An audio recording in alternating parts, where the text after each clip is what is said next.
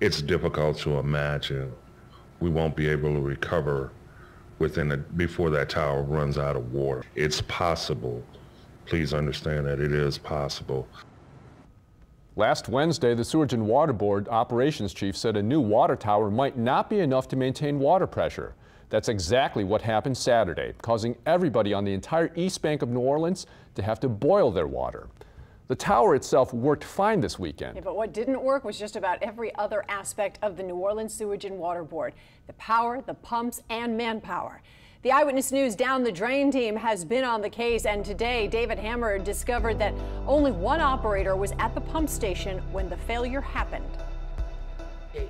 The Sewage and Water Board meeting erupted in applause Wednesday when Executive Director Ghassan Korban announced an $80 million water tower was available to keep pressure up if the pumps went out.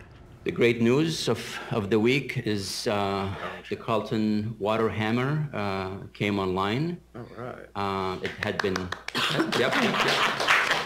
But 3 days later, when a car hit this Entergy power pole, the water tower couldn't save the day, leading to yet another boil water advisory.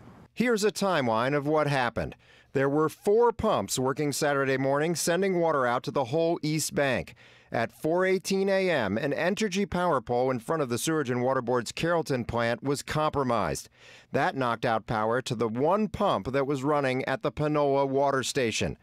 The Panola water tower isn't ready yet, but the Carrollton water tower across the way kicked in, giving the agency time to bring a 4th backup pump online at the Claiborne station at 4:24 a.m. Everything worked fine for nearly 2 hours until 6:19 a.m. when the main circuit breaker tripped in the electrical building at the Claiborne water station. The one worker on duty at the Claiborne water station had to run back and forth between the pump building and the power building.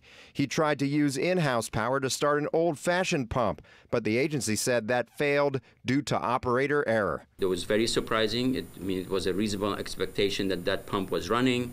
Now we rerouted the power to it. There was no reason for it not to start, but it did not. At 6:42, about 23 minutes after all the pumps went out, all 1 million gallons of water in the water tower was depleted. The pressure dropped precipitously, falling from about 70 psi to as low as 7 psi. Anything below 20 psi is considered dangerous for bacteria to form. At 6:50, 31 minutes after the last set of pumps went out, the system finally restored water pressure to safe levels above 20 psi. Now, Sewage and Water Board Press Secretary Curtis Elmore points out there were at least 6 other employees in other buildings at the sprawling Carrollton water plant who were available to support the one operator who was on duty at the Claiborne pump station during this emergency. They were available, but what did they do? All the one guy's running back and forth. Well, that's what's not clear. Mr. Elmore did not say specifically what they were doing. He said that they were available in support. All right, still a lot of questions. All right, David, thank you.